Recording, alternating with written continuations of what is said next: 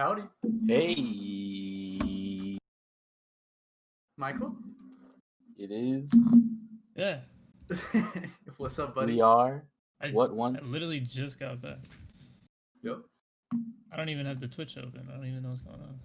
Uncoordinated, unprepared as usual. Yep. Listen, for a buddy. second, we weren't even going to have cardboard, just empty chair, Michael. Hope That's everybody's had fine. a good one. Yeah. Look at the number on your screen. It's number 30. Woo! 30. I didn't know if we'd be here at first. Congratulations Well, we made to us, I guess. 30 episodes deep. We still only missed, what, 2 shows total? Yeah. Not bad. Not bad at all.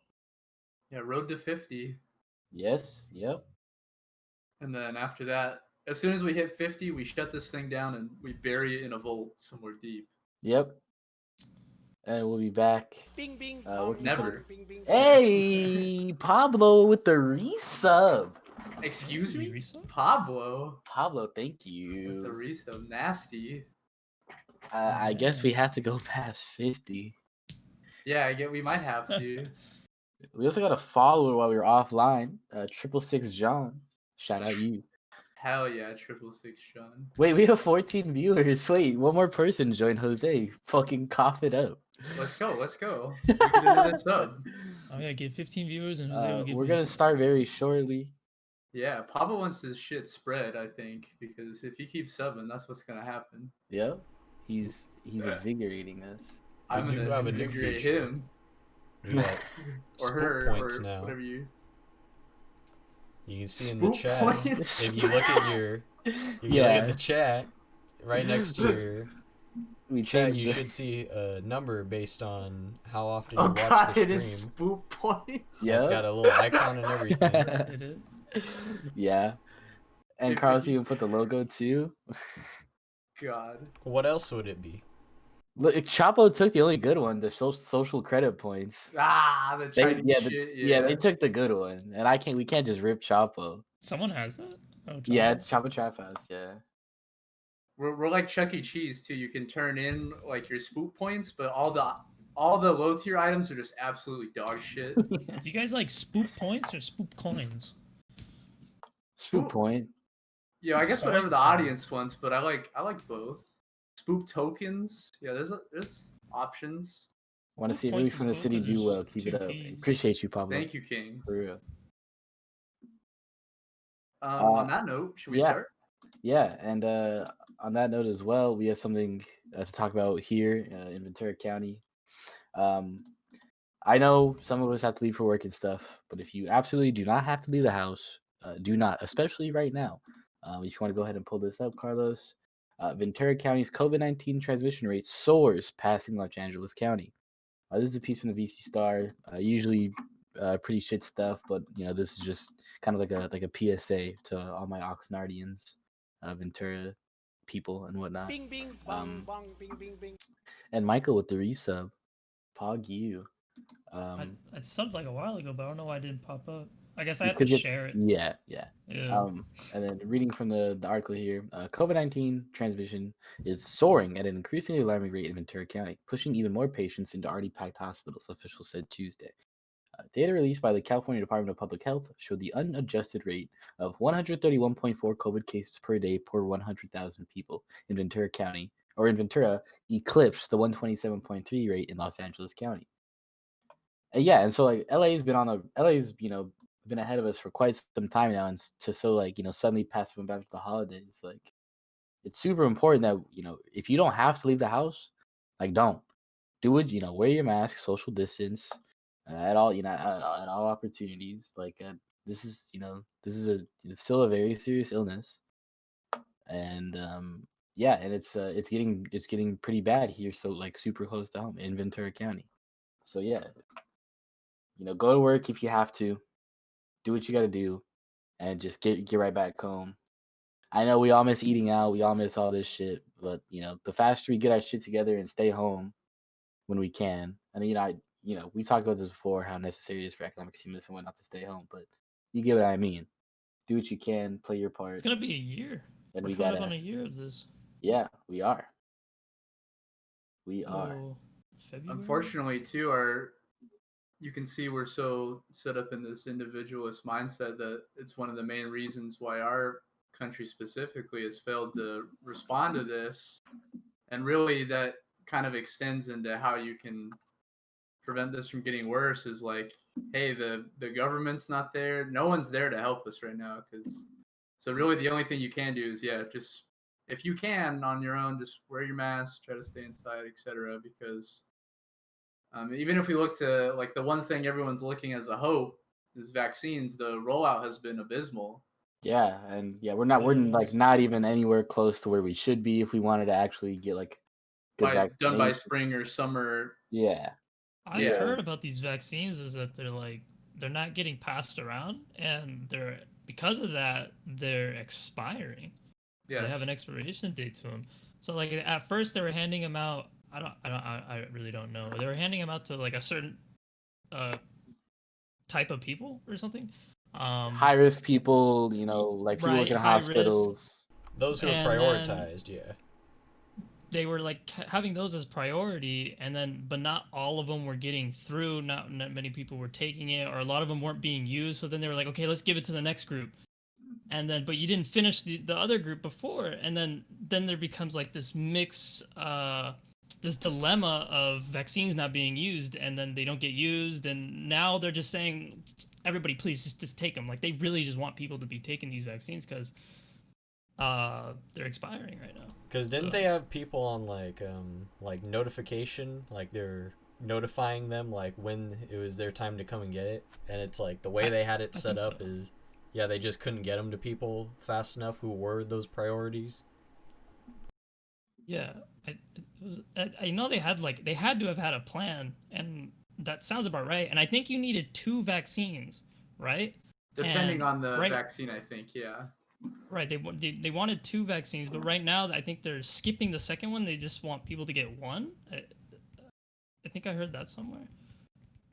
Yeah, either way, I know that. I mean, with New York as a specific example, the rollout's been really bad, and you're mentioning these things where the vials are expiring. Well, that's like an enumeration of things. Like, and I know in New York, they can only do vaccination. They're doing it from 9 to 5. They're only doing it during like a work period hours rather than having like, what if we were serious about this, we would hire millions of Americans right now because millions of us are unemployed, and we would figure out a way to equitably distribute the vaccine right now. And we'd be doing that shit 24 hours a day. Exactly. But, go ahead, sorry. No, I was just gonna say, like, and that's what you get when you have this type of market economy, and you don't have a centralized plan of what gets put where. When you don't have a planned economy, this is what happens. You get a waste of resources and a mismanagement of resources, either directly or indirectly. Right, and I think when Michael was kind of questioning that, like, they got to have a plan here. Like, what's their plan to roll this? And I think using New York as a specific example, and you look at Cuomo, it's like a lot of the other things. Like, they're using this crisis moment to exert further control. Like in Andrew Cuomo, his specific example, he's getting more personal power over how the vaccines are distributed to hospitals and funding to hospitals. So as this pandemic's raging, mayors and governors and other federal powers, etc., state powers, they're getting more power to, really ruin people's lives more than anything. And that is a plan. So they do have a plan. It's just not to help people. Yeah, it's not the right one. Yeah, no, not a good one. But yeah, I just wanted to update everybody on what's going on here in the city, here in the town. Stay safe, everybody. This shit is serious. But yeah, let's go ahead and move on. Jake, and you have this piece, right? Yeah. So, and that's kind of local new news, and this is for the whole country. This is news that happened today, and something that we covered not that long ago, because Lisa Montgomery was on death row, and as we explained in our past show, she is a victim of sexual assault. years of sexual violence, etc., that led to her crime. And now the state is unjustly, well, they have now killed her. And this is part of a string of executions from the Trump administration here in the last couple weeks. And it's really gotten pushed under the rug, I think, because, obviously we're all concerned with like the Capitol riot stuff and all this current stuff that's in the news. Yeah, all the talks of impeachment and whatnot. Yeah, and the true savagery of Trump and his administration is like, while that's all going down right now, they're just using that as an opportunity to push through all these killings. And it just shows not only their indifference to people and just how they're willing to use this as an opportunity to execute people, but also how shit both the Dems and the media, as we always say, are, because they're not pointing this shit out. I was just about to say that.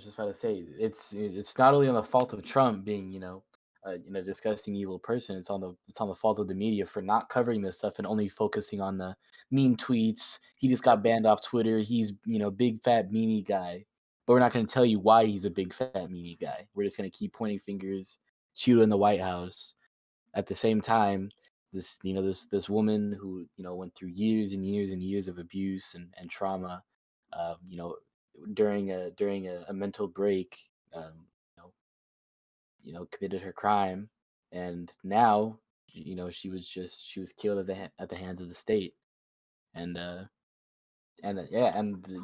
like there's complete silence in the media about it.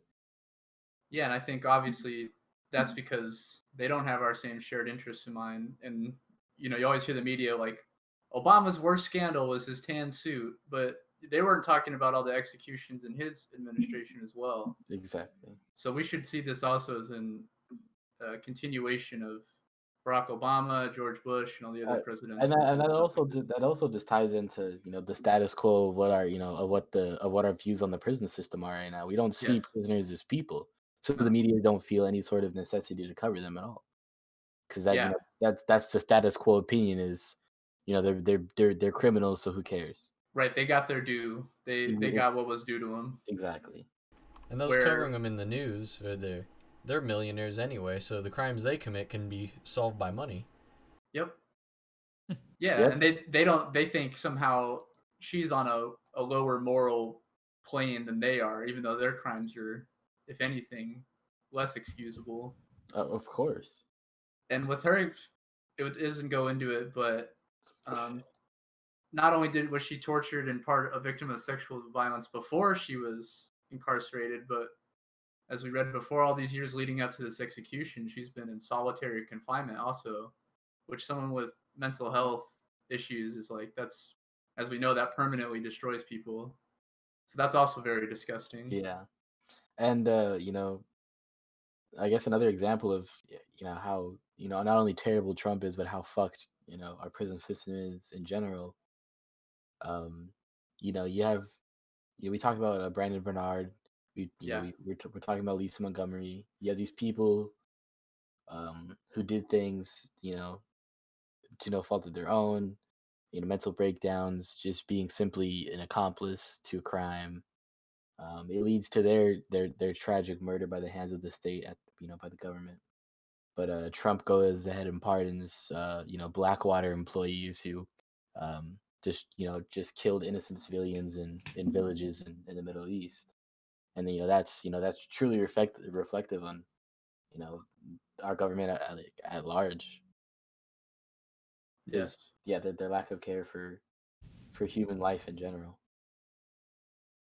Yeah, but I'll just read a little bit here so that everyone gets a picture of what happened and stuff. This is from The Nation. It says, the execution of Lisa Montgomery and the Craven bloodlust of a failed administration. The federal government was willing to risk a super spreader event to kill a victim of sexual torture. At 1:31 a.m. on Wednesday, that's this Wednesday, Lisa Montgomery was pronounced dead. She is the first woman executed by the federal government in 67 years. We should recognize Lisa Montgomery's execution for what it was: the vicious, unlawful, and unnecessary exercise of authoritarian power, her attorney, Kelly Henry, stated. And yeah, I think we echo that same sentiment of that's what it was. If we could skip, it's quite a bit down. It goes to where it says in October. and I'll just start reading there because I think this also gives background on the kind of shit they did to her before they executed her, and I think it's just as reprehensible. In October, with an execution date scheduled, prison officials moved her to a suicide cell where the bright lights were never turned off. She was not allowed to have any of her belongings, no books, legal papers, photos of her children, or even her wedding ring. Male guards watched her around the clock, including when she used the toilet. Her clothing was taken away, and she was only given a rubber smock with Velcro straps, commonly known as a suicide smock. Montgomery's mental health rapidly deteriorated. She heard her dead mother berating her and thought God spoke to her through connect-the-dot puzzles. So this is someone that they're just pushing into further deterioration. And it's just, I mean, the two Americas, man. Like, look at the lengths they go to prevent her suicide, which, as we all know, it's just extra torture. Yeah. When I heard that, it's like, wait, are they putting in her in there to stop her from committing suicide or to make her want to? Because that's what it seems like. It's both. But they It's an impact on her mental health. When it comes to super pedophile criminal Jeffrey Epstein, though, we can't prevent him from killing himself. Yeah, right? There's not a better. Right. But people that are, lifelong victims of sexual violence and, we have an obligation to help. This person is as downtrodden as it gets. And what do? We tortured them and then executed them. So, yep. Let's move from this. It's depressing. Yeah. So I'll take this next piece here. This is this is something I've been seeing a lot lately. A lot of people have been sending me stuff, asking how I feel about it. So we have this piece, this NPR News. FBI warns of possible far right violence at Minneapolis Capitol this weekend. The whole the Boogaloo boys, the fucking Hawaiian shirt and cap fucking weirdos. Those guys. And so basically, the FBI has been warning places,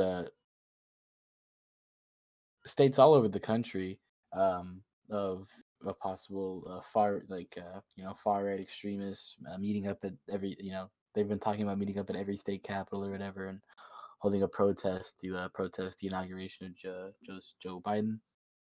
That's supposed to be on the 20th. So obviously, we're going to be doing an Inauguration Day stream.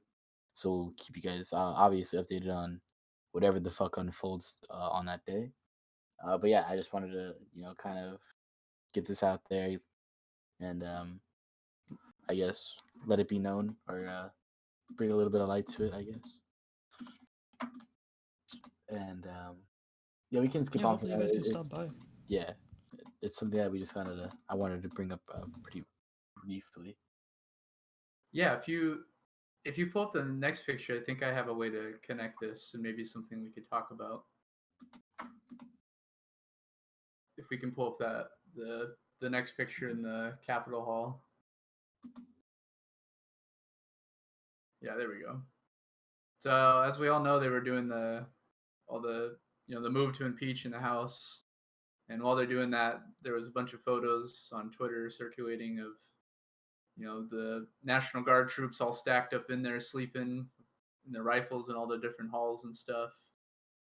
And of course, it's reasonable now because, they don't want them coming back in and stopping whatever business they're doing, which, may I remind people, is almost always bad business that all the politicians are doing in there. So maybe not so bad if they're stopped every once in a while. But I think it connects to that last story in my mind at least, and this one, because the FBI one's funny because in one way it's like through showing that it shows that they knew the Capitol riot was coming too. I mean, obviously they did. We all knew it was openly advertised on the internet. That's how people knew it was happening and went there.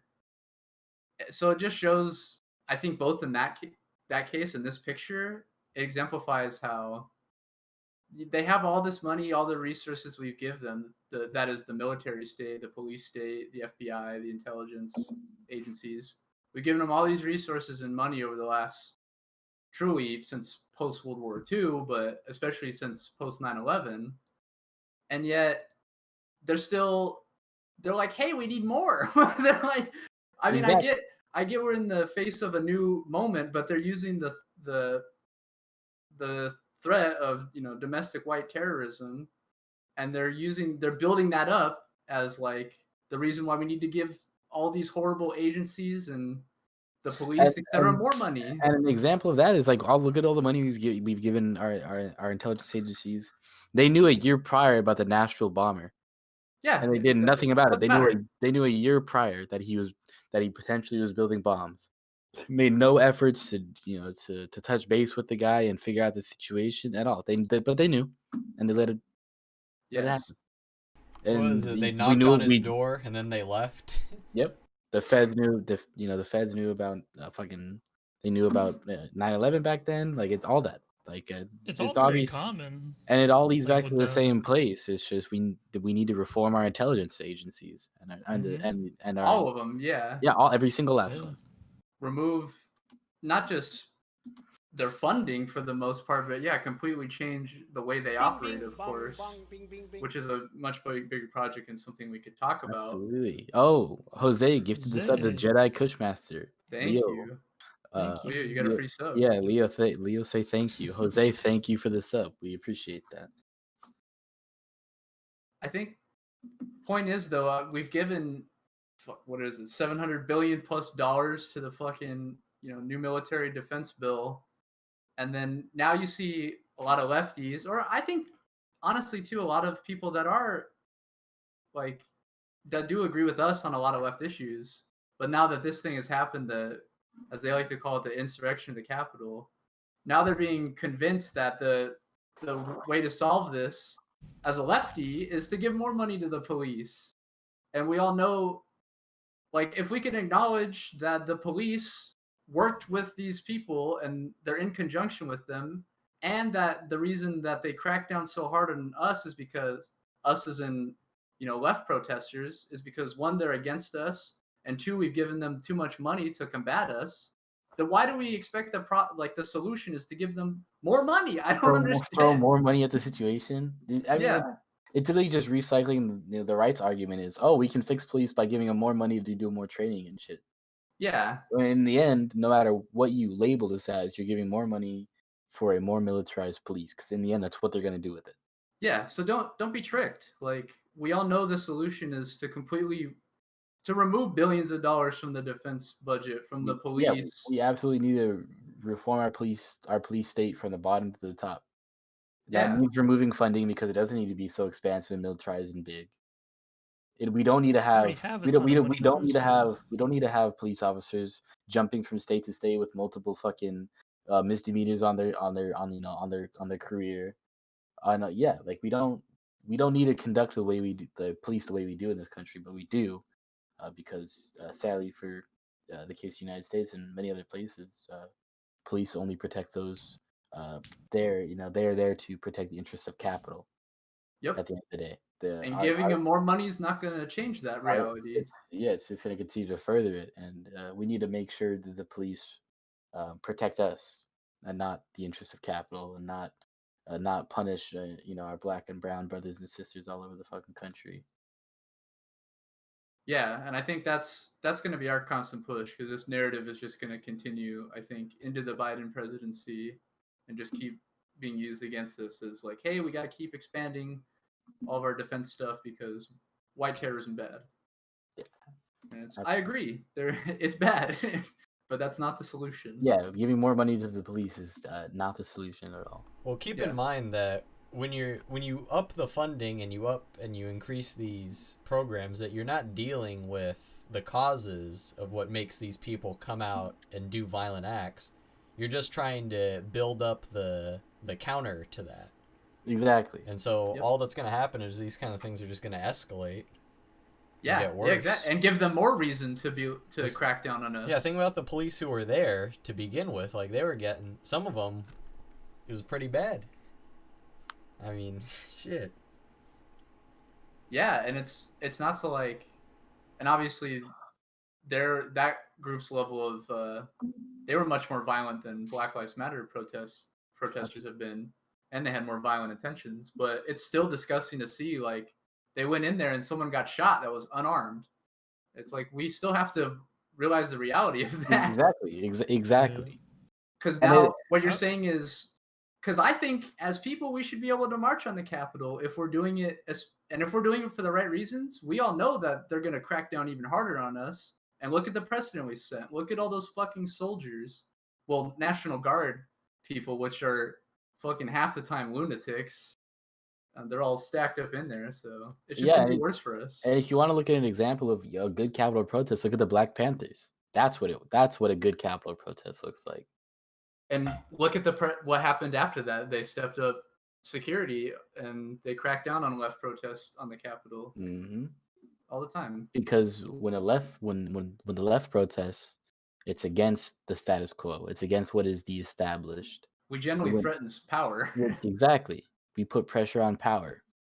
But when people on the right protest, they think that they're being anti-government. In reality, they're working and existing, and under the things that will continue this oppressive government. Yeah, it's just the same interests of the forces supporting the system. Yeah, exactly. Like these MAGA guys go on these protests because they're against the deep state or whatever, because they want Trump to override the democratic will of the people and be named president, so he can continue to increase the police state and continue to put us in hot wars, increase our military power, increase the surveillance state. That's what in reality what Trump was doing the entire time. And we, like the police as well as everybody at the Capitol, understood that when they were protesting, they were in support of the system that oppresses them, so they posed no threat. So that's why there wasn't any type of a big pushback or violence besides the obvious death of Ashley Babbitt, who was murdered by the Secret Service. Right. Like our point is the Trump protesters, are not only just devoid of ideology, which makes them no threat, but like if their whole point is we want Donald Trump, it's like they're basically going in there like, we want more money to Saudi Arabia. Like that's their protest. It's like we love Israel. Yeah, more. It's like, but the government's doing that, you schmuck. Like, we want our jobs. The government's taking away your jobs. Yeah. Trump is taking away your jobs. Let's talk about that, because I think that's another interesting topic, and people are trying to, like, one side or the other of this, like, they're trying to determine what is this group that showed up there, and they're trying to say, well, it's made up of only these like petite bourgeois people, like the small business owners that voted for Trump, and some people are trying to say it's only rural working class Trump voter. Obviously it's a mix, no one of those are true. Mm-hmm. But you still can't, and I think this helps us as leftists, our analysis of the riots, because in understanding how it happened, like, for an example, there was a lot of petite bourgeois people, small business owners. For instance, what was the name of the lady that was shot again? Ashley Babbitt. Yeah, she was like a pool owner or something, and she was also like a vet in Afghanistan or something. So yeah, I'm sure she has, and she was like Q, and I'm sure she had garbage politics. But point is, you can see the alienation within this person's life. She's probably in massive debt with some like small shitty pool business. Not that she's like some downtrodden, stepped on person, because these are the people that believe in the capitalist narrative of this country, because a lot of them built small businesses and it worked out all right for them. And they just want to go back to brunch and going to eating in their little place and hanging out with their friends. But we can't ignore that deeper level of alienation, that there is something going on there. It's just like the 2016 thing where people discounted the Trump base entirely and didn't like look to those Obama voters that flipped to Trump in states like Michigan and understand why that happened. Absolutely. And obviously the point of that is, not only Hillary being just the absolute worst, but the big focus in a lot of those states was, trade and jobs, bringing jobs back, And A lot of Trump them is wanted fucking Bernie, and when Bernie Exactly. got screwed, they're like, And "We'll take Trump." exactly. They would rather vote for Trump than vote for Hillary because they don't know what Trump's going to bring, but they know what Hillary's going to bring. Exactly. They wanted Bernard Sanders because he was serious about bringing jobs back to the country. And what Trump did was ride that fake populist wave because the DNC machine and Hillary Clinton snubbed Bernie Sanders out of the primary win, and Trump continued to play that fake populist role and absolutely mopped the floor with Hillary Clinton. Yep. That's why we're in the situation we are in today. That's not us discounting like all the things that Trump does play to, like rampant racism, sexism, Yeah, of course. Islamophobia. Of course, but we have to recognize he's all playing this fake populism, etc. That does play to people's actual hardships and difficulties in their lives. And as leftists, our project is uniting working class people. We have to understand that. That's how we build class consciousness. Exactly. We got to come to them. We got to come to them as their people. We got to treat them because they are brothers and sisters. They're just misguided. They're so alienated and with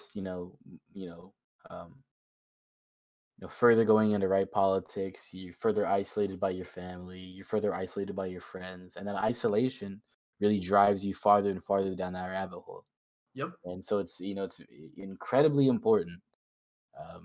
Don't just completely cut somebody off just because their politics are shit. It should be your job to not just your job. It's all of our jobs. It's it's to our build and like Exactly. attract people.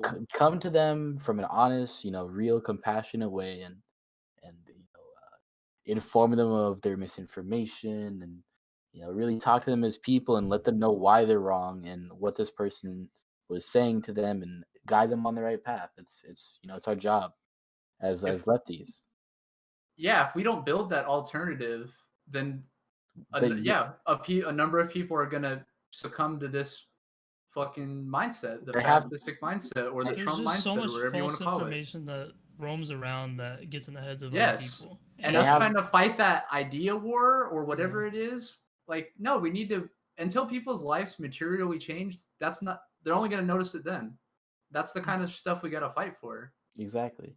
Because some guy in fucking rural West Virginia doesn't give a fuck about like what shit you're saying until you provide him with a job and an income. Like, that's the kind of change that will bring people to your side that you never expected. Nobody cares about your fancy words and all that. They care about what you're gonna.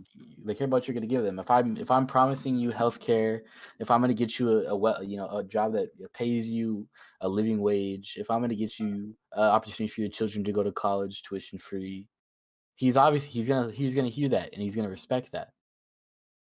But then the DNC machine comes in, wipes out that candidate on the left for them.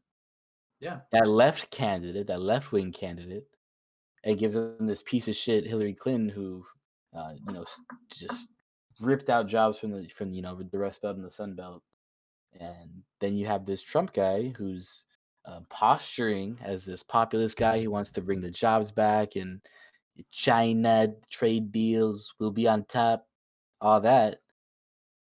Trump healthcare is going to be so tremendous. Believe me. You have that guy. He kind of sounds like the left guy. So you or vote even for if him. you don't believe him, like the cynicism's so bad created by the system that like you're willing to fucking choose that guy. Exactly. You're willing to go outside of the system because it's brought you nothing but shit. Yeah, you're like I know he's probably a liar, but at least he's saying the shit that I know has happened to me. He's speaking to my reality. And that's that we can't ignore that absolutely. I guess that was my saying the spiel. things that they want to hear. Yeah, let's move from this and we have something funnier. I thought that was really good, guys. That was a good conversation. I agree. So we are on this Glenn Beck clip. Glenn Beck, owner of the Blaze, big piece of shit, dumbass idiot, poo-poo face. He went on Fox News today and he talked to Tucker Carlson, Islamophobe, fascist piece of shit. And listen to this incredible conversation that they have. Very intelligent by two chud-looking men. Just to tack on from our last conversation though too. Tucker Carlson is a guy that really plays that same, like people that say they listen to Tucker, like maybe ask them why or give them a second, like because he does play to like he plays that culture war populist role. Yeah, And paleo conservative, like the wars are bad, but he speaks out of both sides of his mouth, of course, just like Trump. He's like, wars are bad. We should send private militias in there.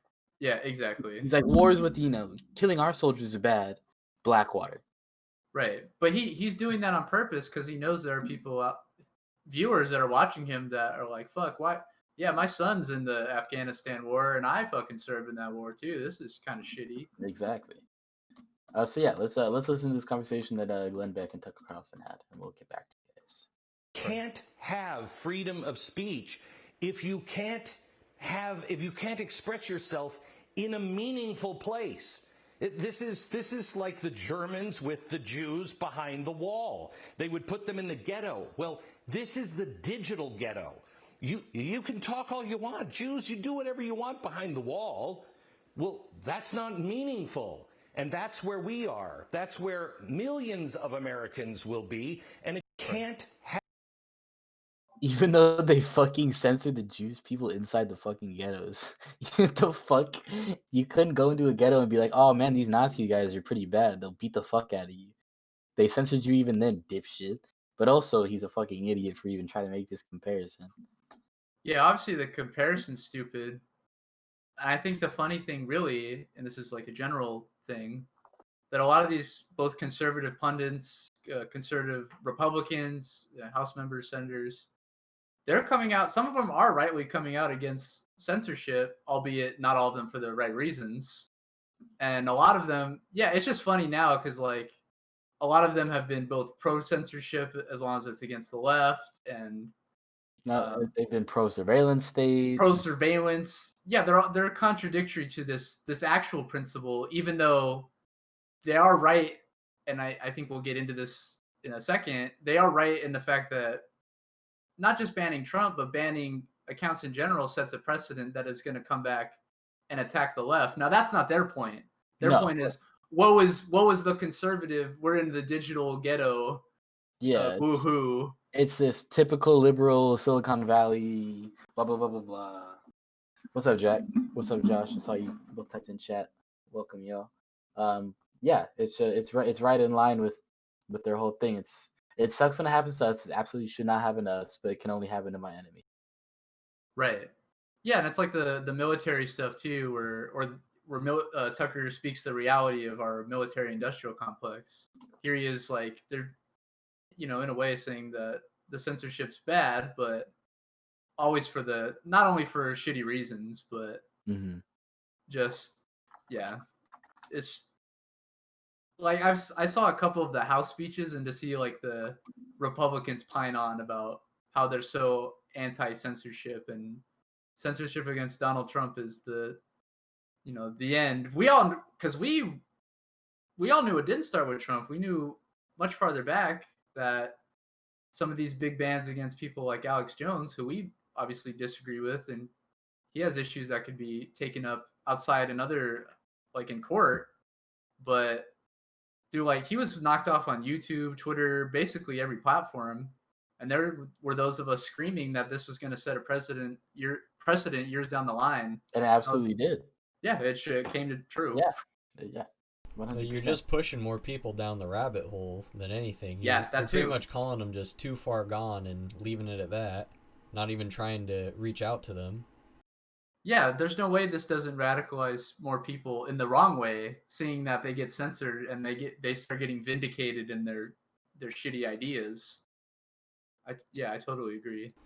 I say you should be able to, like, if they really are inciting violence directly, then it should be easy to cite where they're doing it and to remove the content as such. And I mean, give them their like however many strikes, and if they go over that, then fine.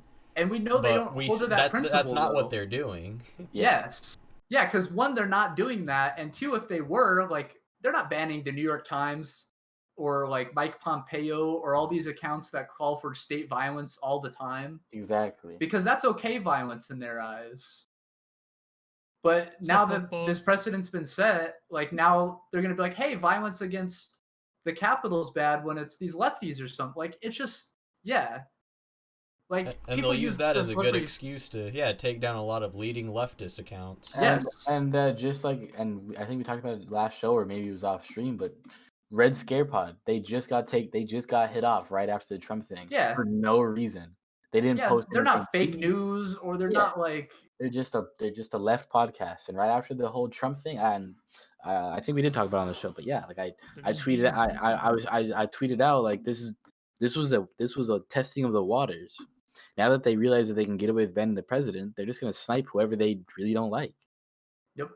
Yeah, and that's. Yeah, and a bunch of progressives in the fucking House and Senate are gonna go along with it because they think it's good. They don't see themselves as being targeted, apparently. They're not gonna fucking, not to pick on AOC, but they're not gonna censor AOC. They're gonna censor people Red with Scare, you and me. That's who they're gonna censor. Mm-hmm.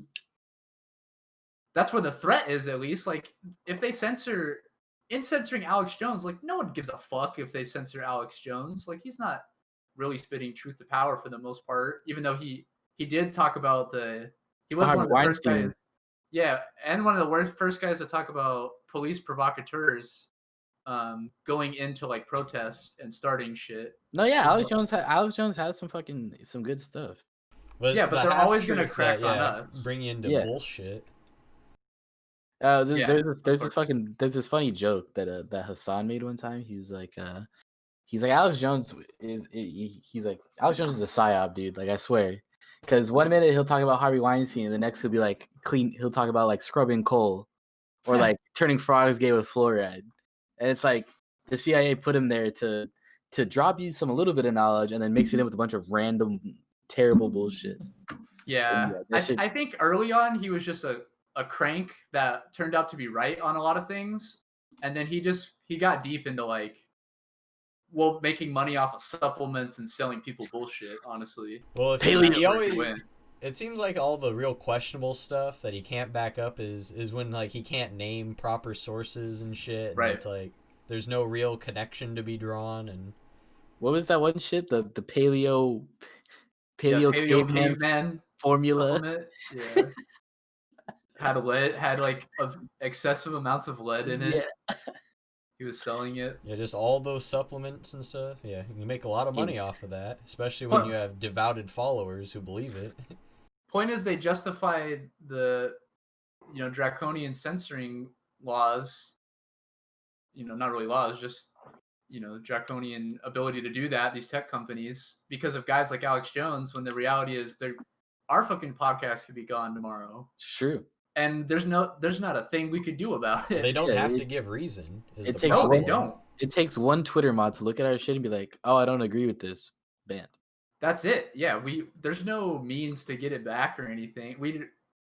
And all the people like progressives will defend that. Oh, it's they can choose what kind of speech they want. Shut the fuck up. Like, does it feel good selling out to power? Like, you got to realize what you're doing. I think it's clear. Yeah. Are we done with this video? Yeah. Let's pull up this last one before our break. And this is Chris Hedges on Democracy Now! And I think he kind of simplifies and synthesizes a lot of our thoughts there. Yeah, he says it better than I can. And I think this will situate everybody. So I hope everyone enjoys what he says. Start off by responding to Twitter permanently banning Donald Trump. Well, Twitter, all of these digital platforms are not neutral arbiters. In fact, they're, of course, for-profit corporations with close ties to the security state. And if you look back over the past few years, they have imposed heavy forms of censorship and interference, primarily on the left, and in particularly on WikiLeaks.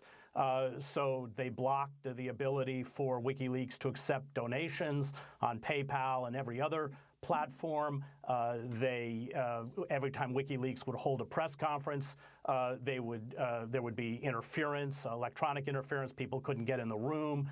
They've used algorithms.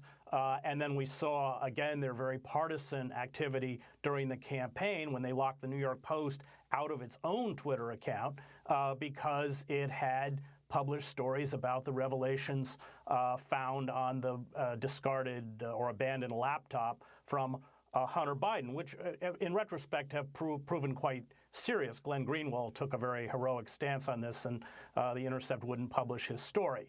So to allow these opaque, and remember, these companies know everything about us. We know nothing about them.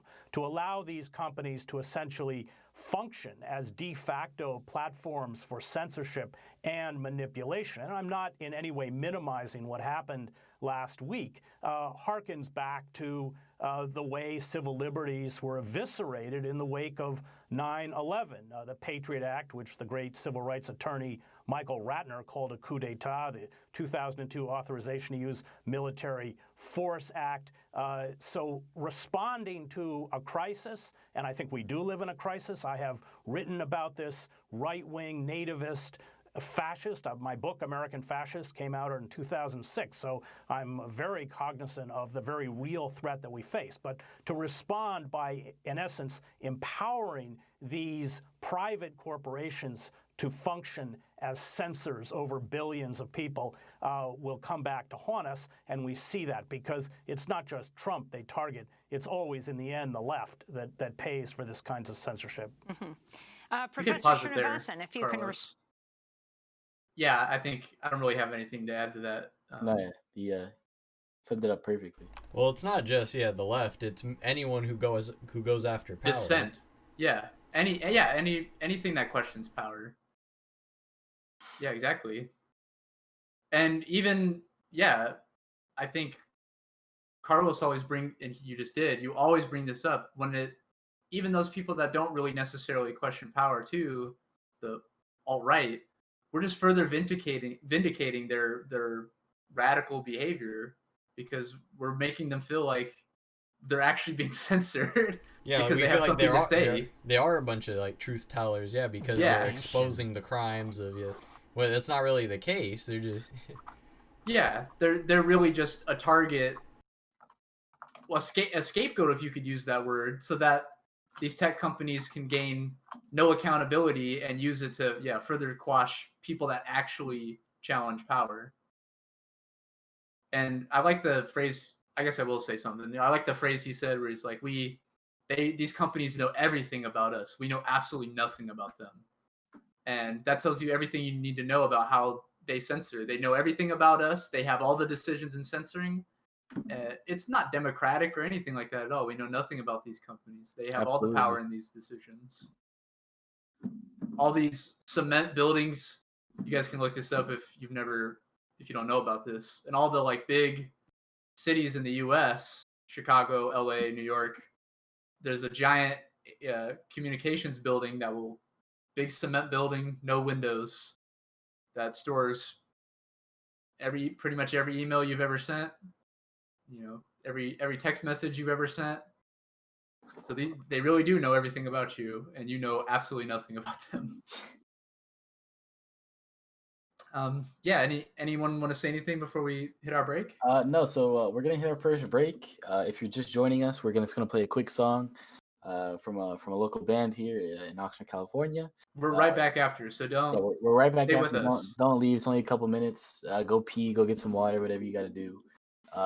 Thank you, Hochi, for the 100 bits. We really appreciate that. Thank you, Pablo, for the sub. Thank you, Jose, for gifting the sub. Thanks we'll to be the back. 19 people here. Yeah, we've had a consistent high number. Appreciate all of you. Yeah, we really appreciate that. That was the highest number I saw. Yeah. We'll be right back after the song. Please stay with us, and we'll be back to talk more politics. Yeah. All right. We'll be right back. We'll be right back.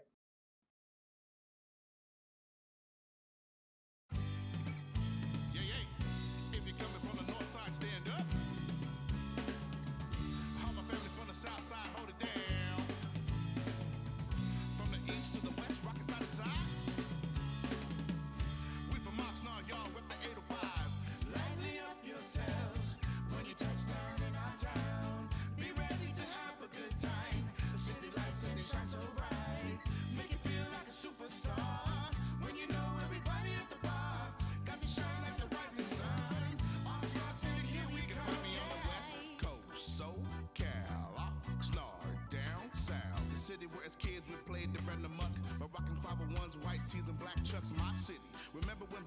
in the days. Cruising saviors on a hot sunny day. Chilling on the south side, soaking up the sunshine. Gonna light it up so I can get my mind on cloud nine. Aw, damn, where'd the time go? Steady rocking crew necks and cutting solos. Brothers two-stepping, girls getting low. Even got the homies straight leaning like a cholo. You know the city where I'm from. Down on the south side next to the one. School of hard knocks, sock cities where we ride. I'm always down to rep hashtag 805. Yay! Lively up yourselves when you touch down in our town. Be ready to have a good time. The city lights and they shine so bright. Make you feel like a superstar. When you know everybody at the bar got to shine like the rising sun. Oxnard City, here we come, yeah. Tonight you can let your troubles go. Forget what you heard about our town. Getting in the vibe won't be hard. Show me how you like to get down. Take a little sip to start you up. Don't be alarmed, it's only smoke. Feel that dirty rice groove. You know it makes you wanna move. Just let your body go. Don't rush it, nice and slow. Rock steady all night long. There's a party going on. Lively up yourselves when you touch down in our town. Be ready to have a good time. The city lights and they shine so bright. Make you feel like a superstar. When you know everybody at the bar got to shine like the rising sun. Oxnard City, here we come, yeah. Ain't no doubt this is the place I was born and raised. Right on the ghetto beaches where you catch the sun rays. Dedicated to the ones who paved the way for you and me. Everlasting love for our punk rock scene. One big melting pot where you can get some culture. It's our hometown, good or bad, no matter how it sounds now. A place where I learned how to keep my feet to the ground. Will always be a part of me. Lively up yourselves when you touch down in our town. Be ready to have a good time. The city lights and they shine so bright. Make you feel like a superstar. When you know everybody at the bar got to shine like the rising sun. Oxnard City, here we come, yeah. If you from Oxnard, y'all rip the 805. Lively up yourselves when you touch down in our town. Be ready to have a good time. The city lights and they shine so bright. Make you feel like a superstar. When you know everybody at the bar got to shine like the rising sun. Oxnard City, here we come. Lively up yourselves when you touch down in our town. Be ready to have a good time. The city lights and they shine so bright. Make you feel like a superstar. When you know everybody at the bar got to shine like the rising sun. Oxnard City, here we come.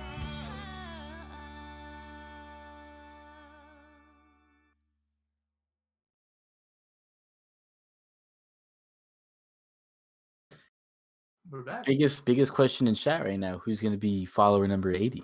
I know we're on 79. Bing, Who's gonna be 80? Somebody could be the one. Put us Ooh, on that's an number honor. 8. Henny. Yeah, let's go, Henny Yenny. You're now permanently our 80th follow. Think about that. Think about it, Henny. Henny. I Appreciate it so much, Has you guys. 300 spoop points. Let's go. redeem them. For every one of you that makes an account and follows and so any of that stuff, you don't realize how much we appreciate that. It helps us grow. All that good stuff. We appreciate it so much. Fact. Henny Yenny, is that Jenny? It rhymes. Henny Yenny Jenny? Is that you? Any Jenny? Could be Kenny. Could be could be Kenny. Kenny. Well, now that we got spoop points, we got to find stuff to do with them now. We're working on it. Yeah, if you have 300 spoop points, I have like 10,000 spoop points. I have 14,000. Right? Holy shit! I got 14.9k. Yeah, just admit. Yeah, it is. Okay, what's up, Jenny? We're the board of directors of spoop points. We own all of the capital. If you want to get in the spoop, spoop stock exchange, you got to go through us. It's true. I don't think I've ever redeemed my Spoop points yet. Me neither. We're on 20. That's what I mean. viewers. There's nothing to Hey, spend them yeah. on. They're useless Welcome, currency. They're worth welcome everybody nothing. welcome everybody that's just Yeah, just some joined. stuff. We're just coming back from our break. We're giving everybody a second to settle down. Then we're gonna get back into our normal show. We do like a news and political analysis of what's going on in the world today from a left perspective. We like to apply the material lens. We got We're from We're Oxnard. from Oxnard, California, baby. Oxnard. And if you're interested in what we do, feel free to drop a follow and continue to watch the show. If you type in socials, you can go to our YouTube, Twitter, Instagram, and check us out there. YouTube has all the archives of all of our shows, so you can check out what we talked about before. And Carlos made this little. It's not a link tree. Well, kind of like a link tree, but it's like a not better by link the tree. same Yeah, it's name. better. Yeah. The sexier Contact link bin. tree. Has all of our socials and contacts. Anything like if you're interested, you can click there. You can. It has links to our YouTube, Twitter. Yeah, it's all there, all Instagram. hyperlinked up. Yeah, Yep, speaking it's of, all right there. next show I will have the socials link updated with that link. Yeah, Yeah, I was okay. just gonna. I was gonna tell you that. I will do that after this podcast. I will get that worked out, and we'll be back. I think I switched it out on almost all the social media pages, so yeah, it I should saw. be the only one you can see on all the pages. which- OnlyFans? OnlyFans is coming. OnlyFans is coming soon. We'll see. We'll have to see. Yeah. We gotta No, get that will be in the link tree or the yeah. We gotta get a couple more subs. Yeah.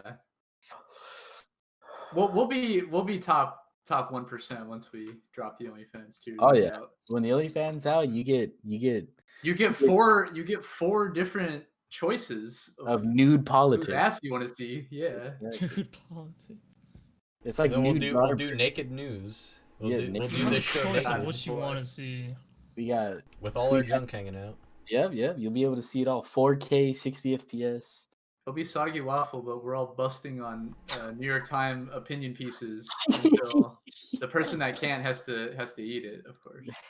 We'll be able to literally shit on the news. New York Times stir fry, extra Cinnabon sauce. Oh God. Alka Jam, what's up, brother? All right, well. Yeah, today seems to be a poppin'. Yeah, I guess it's a poppin' day. I mean, there's a lot of news. Like our last one was a lot of videos. But now we not only do we have a lot of discussion, but just a lot of articles this one. So we hope you're staying with us. We hope we're not losing anybody on that. Be sure to talk in the chat, ask any questions. We're always here, ready to talk, and keep the stream we want live. the interaction. Yeah, you hopped on for the It's talk about of current you events. guys. Exactly. If you're interested in current events, we're here every single Wednesday and Sunday. That's 2 shows a week at 10:30 p.m. California time. And you'll get your scoop of current events from 4 dashingly handsome young men. Yeah, and like we've said again, like interact with us on the current events and stuff. That helps further our understanding of them and how we can help you too. I think that's like the whole point. Yeah, and you guys know some stuff we don't. And I said it during the break. Exactly. I said it during the break. If you ever feel like sending an article that you think is really interesting, reach out to us on our Twitter and Instagram, and we'll check it out for sure. Yeah, I don't think we plugged this like in a while either, but like we want art on this show as well. Yeah, so if you're hit our DMs in Twitter, and if you're an artist or anything like that, or even a music artist, it doesn't matter. Right. Any type of form of art is appreciated here. Yeah, and we'll display it on the stream and give you some exposure. For sure. Yeah, we want to showcase your guys' art to our community that we're here every Wednesday and Sunday to try to cultivate and grow. Yeah, pottery. I'll drink from it on here. I don't care. We'll figure it out. I'll eat a 5 Michelin star meal on your plate. Yeah. All right. Well, we have everyone settled, I hope now. So you guys want to start on our second half here? Yeah, let's get. Yeah, of course, bro. We're always here. Yeah, appreciate your support, brother. Thank you so much. Let's open this Intercept article, and I'll talk about it, and then I'll tell you why I've brought it up, because it's an old story. It says how the environmental lawyer who won a massive judgment against Chevron lost everything. Steven Donziger, I'm not messing that one up, won a multi-billion-dollar judgment against Chevron in Ecuador. The company sued him in New York, and now he's under house arrest. So keep in mind, this was written in January of last year. So they're saying last August is in August 2019. Last August, during the second hottest year on record, while the fires in the Amazon rainforest were raging, the ice sheet in Greenland was melting, and Greta Thunberg was being greeted by adoring crowds across the U.S., something else happened that was of great relevance to the climate movement. An attorney who has been battling Chevron for more than a decade over environmental devastation in South America was put on house arrest. Few news outlets covered the detention of Steven Donziger, who won a multi-billion-dollar judgment in Ecuador against Chevron over the massive contamination in the Lago Agrio region and has been fighting on behalf of indigenous people and farmers there for more than 25 years. So on August 6, 2019, Donziger left a lower Manhattan courthouse unnoticed and boarded the one train home with an electronic monitoring device newly affixed to his ankle. Save for the occasional meeting with his lawyer or other court-sanctioned appointment, he has remained there ever since. Quote, "I'm like a corporate political prisoner," unquote, Donziger told me as we sat in his living room recently.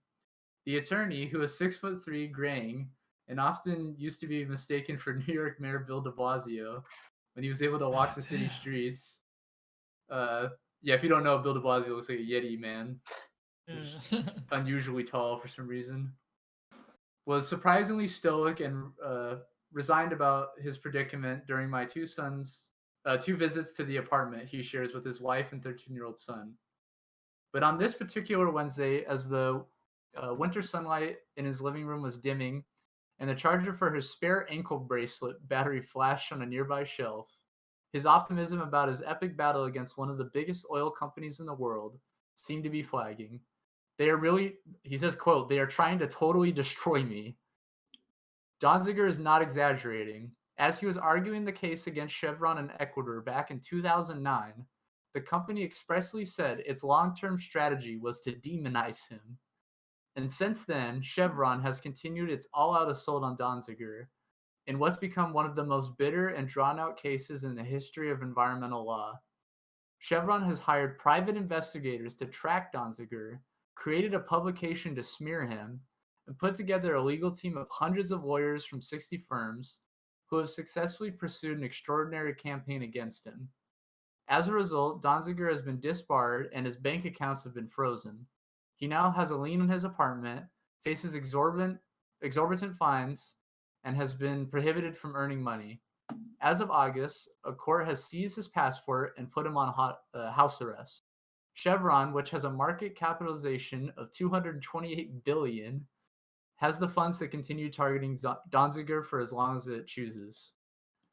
And so he was put under house arrest in August 2019 for winning a lawsuit for, these indigenous people in Ecuador against the disgusting corporation that is Chevron.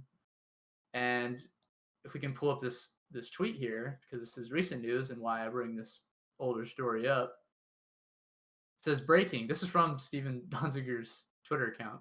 It says, breaking. Judge Preska, leader of the @Chevron funded Federalist Society, today set my misdemeanor trial for May 10th while refusing to free me after 524 days of house arrest.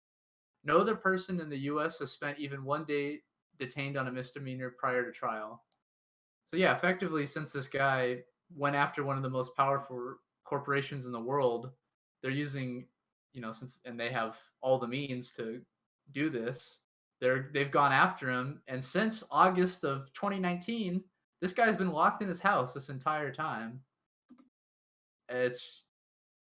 It's very reminiscent in a way. Obviously, the particulars are different, but it's like the Julian Assange case, where prior to him being locked up, he was for years stuck inside, funnily enough, the Ecuadorian embassy, and on basically house arrest. And that's not to let's not minimize how bad that is too. Like, this guy's spent well over a year and a half now in his fucking just locked in his house, and he can't leave because he dared to fight against one of the most powerful corporations on the planet. Yeah, he dared to challenge the rulers. Yeah, so solidarity with him, of course, and I wanted to bring it up because, as the Intercept article said, you never see this in the news, for one, and for two, it's so shocking how long this has gone on. Like, I remember reading that original story pretty much when it happened. I saw this. I'm like, I thought this guy would be fucking out by it. Like, sometimes you forget the ridiculous amount of money that Chevron has and the ability they have to just ruin someone's life. Since 2019? Since August of 2019, this guy has not left his house. Insane. Yeah, and I didn't read it, but basically the charge was, it was some, legal thing they caught him up in where he wasn't allowed to have his phone or something, and yeah, it was a misdemeanor, and now he's just stuck in his house. Obviously, it's all chumped up because the reality is they just want to keep him in there as long as they can because they hate his ass. Absolutely. Yeah, that's all I have for that They one. have good reason to want to keep him on house arrest and locked up. They don't want him coming back. Yeah, they don't want him to fight more cases, or to they talk about especially this don't want story. anyone getting any Not in their ideas business about fighting whatsoever. some cases against him. Yeah, that's the main. They want to show, and I think that's kind of my comparison with Julian Assange. It's to set an example of him. Julian, they want to set an example where it's, hey, no, we don't want people to feel safe, even as a person of the press, to release secrets or things about the state that are unsavory. Especially the United States. Especially you can the do United about other States. countries, that's fine. But yeah, go after us? No. Yeah. And then in this case, it's like, well, they're going after him and setting an example of him because you don't go after the United Corporations of America because they're who run this country. Absolutely. But yeah, let's move from this and get to our last couple things here. We don't have too much, so thank you for everyone that's been here, and we appreciate you guys. Yeah, absolutely. And this here, I believe they're releasing like a further documentary. So when that comes out, I want to hopefully bring that back too. We'll keep a tab on this. We also have that Lula thing where you went to Cuba. Yeah. Oh yeah. That's where we have so many little tabs of things we're waiting on. But Yes. that one's gonna be the Oliver Stone documentary. Yeah, and then update for everybody who was here last show. We are the Africa special is still in the works, but it's definitely coming. So yeah. Do we have a time for that? It depends. 'Cause I want it to be multifaceted. Yeah, I think we have to talk about different aspects. I think we of course have to talk about colonialism and how that plays in, but also like I think we said this on another show. Like we got to talk about Haiti and like how that radical tradition exactly compares and like a different path we could have went but didn't. Yeah, it's there's a lot to talk about in that, so we want to make sure we do it right. But plus there's figuring out all the particulars and all that. Plus we've never made we want to do like a dedicated video. Yeah. To show you guys. Yeah, this will be like our first fairly high production quality, at least more than what you get on the podcast here. Yeah, I guess you could say like documentary style almost. Yeah, and it serves a different purpose. I think that's why it will take time, and it's different from this. We want to give you a change of pace, maybe. I think it's gonna be like a long. I don't think we're gonna do maybe a long or not like super long. Being more than like maybe like the same half an hour. Yeah, half an hour. Yeah, no more than that, because like it needs to be concise. And I think if we pre-make it too, like a half an hour can be filled with a ridiculous amount of information. Of course. I mean, look at this show's been an hour and 11 minutes. Look at how much we've talked about it. Yeah, and this wasn't. I mean, it's pre-planned, but it's not in the way that would be. No, exactly. We would write everything out. Yeah. We write stuff out here, but it's more of show format and stuff. Yeah. But yes, it's in the works, and it's gonna be good. Yeah, I can't wait to do our next I'm sorry, but I can't wait to do our next movie thing too, because I think we also had a movie planned up. Yep. Yeah. Because I remember our last special was us watching what was that movie? American Sniper. Yep, we did. We did commentating over it. We did a 9/11 special. Yeah. I want to watch Tenet, but I don't want to pay the money to watch that shit. So we'll see.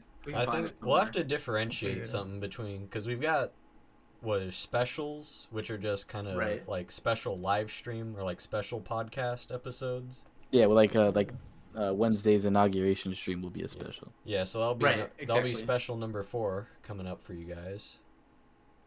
Yeah, we always put extra effort into those too, so keep on the lookout for that. Yes. It'll be it should be earlier in the morning because I think that's when the inauguration is, sometime around 10 roughly, if I remember. Yeah. It might be different this year, but we'll see. We'll suss it all out. We'll let you guys know what happens. Yeah. Suss. And since it's like a bit like more informal, like there's more time for like chat interaction and questions, and people can be like asking stuff and like whatnot. And as we'll probably slip in a few news articles just to kind of keep you guys busy while we're probably gonna be waiting for stuff to happen. But yeah, I think that'll be the episode for that day. Like with what we did for the election special. I was gonna say that it's like our election coverage, probably similar to that. It's like it was so close. News that are just happening at the time. Well, it was so close to our normal episode that we just kind of called it the episode for that period. Yeah. All right, let's get to this piece. Let's get to the subject. Well, this is our last piece. We're gonna end it on. We got one more. We have one more, but the last one I think I'm gonna read. Yeah, not the guitar one. We have one more. Yeah, we're on second to last in the sheets. Got it. I think we talk about different examples of police brutality and how, like in the Tamir Rice example, like that one's just a real stark example that is like, man, it's a kid with a toy gun. The call-in, they even knew it was a kid and it was probably a toy gun. It's like a real example of how bad it could be. Yeah. And I think Elijah McClain, for those who know his story, it's also like one of the worst examples of police brutality and just blatant misuse of power against someone that was not only completely innocent and undeserving of any kind of force, but was like, from everything I've seen, like a beautiful person too, and like a genuinely kind soul. So it's just extra disgusting to see, someone like that go out. But this account, BT Newsroom, they're going to do a documentary not only on that incident, but also all the stuff that's followed involving the protesters being, facing charges. Which none of the cops have faced charges, but they're facing charges. Yeah, I knew the name sounded familiar, and I do remember this. And yeah, he's a really kind soul, and I'm really and like his specific incident, if I recall, was I believe he was like chokeholded and tased by two police officers when he was walking home or something, and that caused him to convulse and vomit, and he was like telling him to stop. He had no gun on him. He had no reason to be suspicious, anything like that. And they basically tortured this kid to death. Yeah. I think they shot him with like adrenaline or something ridiculous, like some shot they gave him to, or maybe not adrenaline, like something to calm him down. It might have been like ketamine or something ridiculous, like something weird. I'll just read the text here so we can watch the video. It says Elijah McClain was brutally tortured and murdered by police in August 2019. The only people charged over his killing are community activists who organized mass peaceful demonstrations. They are now facing up to 60 years in prison for daring to call for justice. And the release date of this, they're saying this documentary is going to be January 16th. So hopefully we can get this to you soon. Let's play it. It's cool. The police are much more prone to brutality here. APD is more likely to kill you. I remember the first night that we heard about what happened to Elijah, and actually that was the night when he had been brutalized and beat up by the police. He didn't actually die until a few days later. You're saying there are no injuries, the guy's dead. So clearly things happened to him that were wrong, Mr. B.A. He probably most likely died from excited delirium. It's a criminalization of blackness in and of itself. It's a criminalization of oppressed nations, people in and of itself. We are killed because we are criminals. Like, let's say when Ferguson was going on, when Mike Brown was killed, we didn't even have big protests in Denver like we had this summer. We didn't have that energy. Aurora is used to not having things disrupted. This changes today.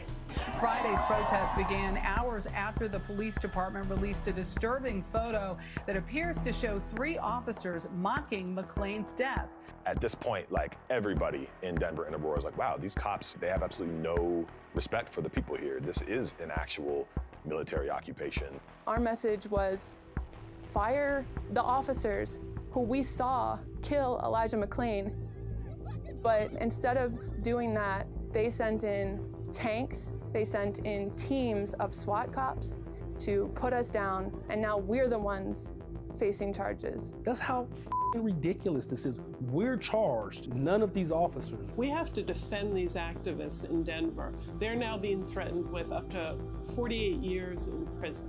What's happening to them could happen to anyone in the United States. This is obviously meant to intimidate us, but we aren't going to let this sort of repression stop us. If we don't lead protests with real power, if we don't show that we're able to shut things down, that we're able to say enough is enough, we won't see any change.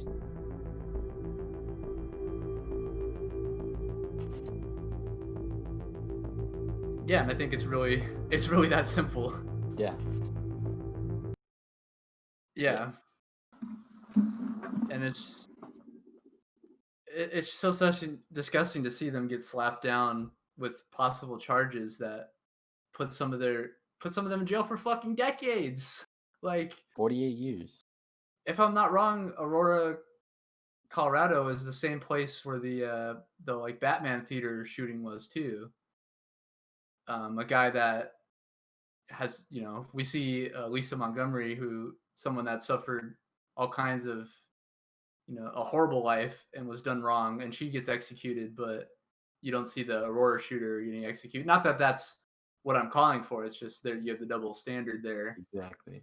And at the same time, you have cops going out and, like, I remember the Aurora shooter guy, he like shot up a theater, went home and had like bomb booby traps at his place, and they were able to get him out. Meanwhile, this kid did absolutely nothing, and they fucking murdered him. Oh yeah, or an example of Tamir Rice, he was just at a playground with a toy gun and they shot him without any sort of trying. Rolled up and shot him, yeah. Exactly. Within seconds. Yeah, and like how we started the top of the show, giving more money is not going to solve this. They're going to increase this kind of shit. Yeah, 1,000,000%. Yeah, so I hope we can get that maybe more of that documentary to you guys, because I think that would be, and maybe if we could find a way to amplify their story, because I do not want to see people that did the right thing get fucking locked up. Absolutely. Like, look how many fucking stories we've covered. Just the Assange thing, the Steven Donziger. These are just fucking kids here. They're all being faced with heinous, ridiculous charges for doing the right thing. Meanwhile, all the disgusting people who have done all the wrong things are just getting away scot-free. Yeah. A lot of they're being more empowered. Suffering at the hands of the police. They act like a gang. Biggest gang in the world. Biggest gang in the world, yeah, no doubt. Bing, bing, bong, bong, bing, bing. So solidarity to all those protesters. I hope we can get that to change and fight, help fight for them. Of course. And I also I want to thank Sky 10M for the follow right now. We really appreciate that. Appreciate it. Thank you to everyone watching. Yeah, we appreciate everybody watching right now too. Michael, do you want to take us into our last piece? And we haven't had a whole lot of bright stuff here, so I think this is something that will. This is a good nightcap for everybody. It's a nice bit of good news. That's also something that Jacan brought up to me just recently, and I had no idea about. Yeah, I got it from Ron Placone, who he has his own show on YouTube and does stuff with the Jimmy Dore show, and I think he's on other channels as well. Yeah, this was a really interesting story, and I knew Michael and Eian would be interested in it. I know we would all be interested in it because it's both a unionizing workers thing, and also it's a musical guitar thing. Yeah. Yeah, and it's one of the biggest brands that of guitar. Everybody knows Taylor guitars, and that's what we're going to be talking about right now. So Michael has recently been tweeting about getting a Taylor guitar. Okay, no, I want a Guild. Oh, that's right. Dude, I would love a Taylor guitar if they were like a little bit cheaper. I can't afford a Taylor, dude. I really wish. Maybe one day. I'll get there. Yeah. So the title is Taylor Guitars is now 100% owned by its employees, which is very interesting. The move is said to be the next step towards a sustainable future for Taylor in which its long-term independence is protected. So which, like Jacan said, unionized. Gerardo, thank you for the sub. Sorry to cut you off, Gerardo. Thank you. That's a prime. That's a prime subby. Thank you. Appreciate Thank you, that. King. Pog you. Sorry, I don't want to interrupt you, Michael, but it kind of is like the next step beyond unionization, because normally within a union it's the union that's assembled to argue against whatever's going on against the employees and to argue on their behalf. But yeah, this just taking a step further and just kind of replacing them as the employers. Yes, more in a lane of worker ownership. Right. So in the first paragraph, Taylor Guitars, celebrated manufacturer of some of the best acoustic guitars of the modern age, which I just said previously, has announced that it has transferred ownership of the company to its employees via a newly formed ESOP, which for those of you guys that don't know, that's the Employee Stock Ownership Plan. It is an ownership structure through which the company's independence, values, culture, and employees are protected, and its commitment to providing the best quality guitars is maintained. The transaction sees Taylor employees receive a retirement benefit linked to Taylor Guitars' future equity value and places the revered guitar manufacturer of the long list of ESOP success stories. So I've seen a couple companies do this as well. I know Tesla has done it with their early employees as well. So I've heard, and I think their employees are still getting this sort of, but it's little to nothing, and it's not as much as what Taylor is doing for their employees. What'd you say, Jacan? Like earlier, you said that they were getting the like difference a large really. amount. Yeah, well, I mean, you're right. Like the early people in Tesla obviously got like a larger share in the stock, but the true difference is, in this case specifically, the whole point is to create more workplace democracy. Like in Tesla's example, they're giving everyone stock. They give you like a stock option once you join the company, but the reality is you get this very, very small piece of stock. Yeah, it's dick. Yeah, it's nothing. And not only that, you can't decide what happens to the company. Well, that's what having that much stock means. And exactly, and then you don't have any dictation what happens in the market or what your company does to affect its place in the market. Because all the people that have the majority of the stock and the board of directors, they're the ones that decide the economic decisions the corporation makes. When Taylor's thing here with the ESOP, and ESOPs aren't anything new, they're just a way of kind of providing this worker-run workplace, is now they all have a pretty sizable equitable share where they now, because of that, they all have like say in the company. Actually, it's much more meaningful. Yeah, and thus that just, I mean, that's, and we've argued it's not only gonna play into the competitiveness of their company, we think, because it will make them appreciate their job, but the whole point of the democratically, owned part and the having more of a say in your workplace is that these people are going to have more control over the economic decisions that their business makes, and thus how that affects their lives. And what I mean by that is they're not going to decide to sell their corporation out to another country and ship their jobs out. They're not going to decide to slash their healthcare benefits because they're the ones that own the company. Yeah, they're much more protected in this case. Yes, because the whole point is if we all have a shared interest of not fucking ourselves, then we won't do that. Exactly. But when you give these people all the power and their whole thing is making money, they're gonna fuck you over. They're doing their self-interest, not us as a group. Exactly. Yes. Which is make me all the money and make you as little money as you can while you give me as much work as you can. Yeah, I thought it was a cool story. I would say though, I can continue reading on a little bit. Go ahead and finish it. Yes. Okay, so it's a little bit down. Of the news, co-founder and president of Taylor Guitars, Bob Taylor, said, "We have delighted in giving people the joy of music and hope to do so for generations to come. Becoming 100% ESOP allows us to ensure our independence for the long-term future and continue to realize our vision for the company as an innovative guitar manufacturer, as well as viewing the transition as a move to preserve the longevity of the company. Co-founder and CEO Kirk Listug also sees it as an opportunity to provide a valuable financial benefit for the people who have contributed to its success over the years. Although on paper it sounds like a major shakeup, the reality is not much will change. Instead, Bob Taylor, Kirk Listug, Andy Powers, and other members of the Taylor leadership team will remain on board, with no changes being made to the management structure, operation policies, or practices. Taylor Guitars vows to serve its customers, suppliers, and broader community with the same passion and innovation it has shown throughout the years, which is just absolutely amazing. I have to give it to them. I love that so much, and they said it best right there. I think also too there it shows that, I mean, definitely this doesn't go far enough too though, because I still think the whole point and the whole reason we focus on this is we got to do everything to make these, if anything, completely democratically owned and operated workplaces, because that's the only way we're going to have an equitable society.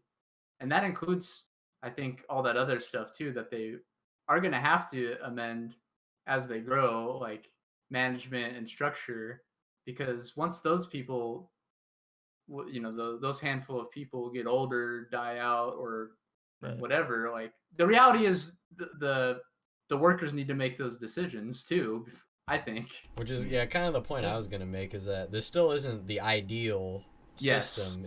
But it's a good step.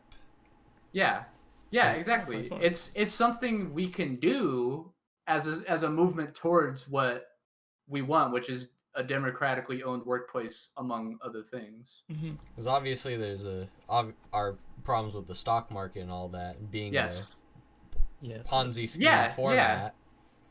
But, exactly. Yeah, but I mean, while money's being made on the stock market and while people are buying into the system, you might as well be trying to give that money to the people who make it possible within your enterprise. So that's why we think it's a good step forward. But I could tell in terms of a company like this, it seems more like a smaller company. They don't seem like a large scale they're only a couple hundred people max. Yeah, which makes something like this more possible in like a smaller type workplace. Whereas, with a lot of these larger companies, that's what also really needs to happen, because that's where a lot of the profit margins go to.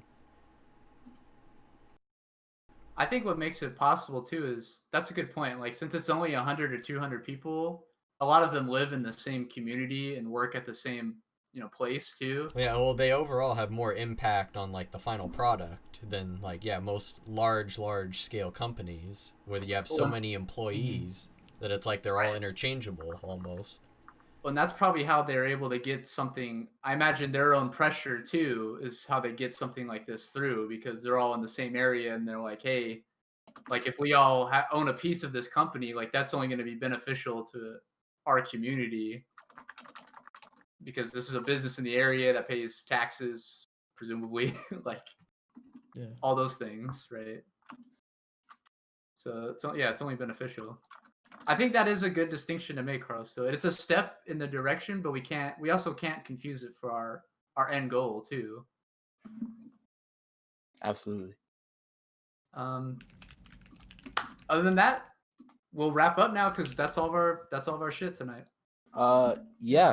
So we want to thank everybody for watching. I think we peaked with the 21 or 22 viewers tonight. We've had like above 15 the whole time. Yeah, exactly, which is super awesome. We appreciate every single one of you guys for showing up. It's super awesome. We really appreciate it. Really quick, I want to go ahead and personally thank everybody. So before the stream started, 666 John, thank you for the follow if you're going to be watching the VOD. Pablo, thank you for the 2-month resub. We really appreciate that. Michael, one of our co-producers, thank you for the Prime Gaming resub. Jose, thank you for gifting a sub to Leo Jedi Kushmaster. Jack, thank you for the 100 bits. Jenny, Henny Yenny, thank you for the follow. You were number 80. You forever be number 80. Sky 10M, thank you for the follow if you're still here. We appreciate that. And Gerardo, thank you for the Prime Gaming sub. We really appreciate it. Thank you guys so much for everything, all the chat interaction. We super appreciate it. This is the end of the show. If you wanted to follow to keep up to date with us, now would be the time to do it so we can shout you out. If you're watching without an account, I know I have some people that I know who watch. If you don't have an account, please create one and drop a follow so you never miss a live show.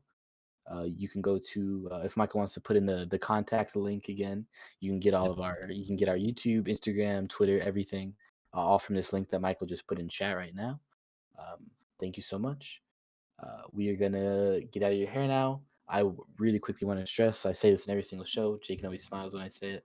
Workers of the world unite. That's our huge thing, and as well as we have to we see that we know what we want to do to fix this country, and we gotta be a big part in that. So of course, solidarity to all the workers everywhere. We're gonna go ahead and get out of your hair. During the outro song, we are going to be doing a raid of the homie. He makes beats. We play beats on his channel all the time. So please stay during the outro and go hop in the stream and show him some love. For all the newbies, every Wednesday and Sunday, 10:30 p.m. We literally don't miss a beat. We're here fucking 2 days a week, every week.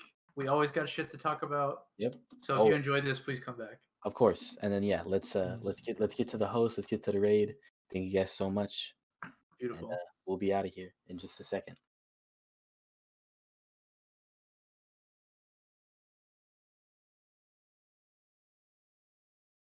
Do you want to get the outro song playing while we read? Yeah, I'm working on. I'm trying to get his channel up right now. Got you. But yeah, thank you guys again for everything. And I'm gonna mute now and get the song playing. We'll be back. Thanks for making it a great number 30, everybody. Really, we love and appreciate you guys. Mwah.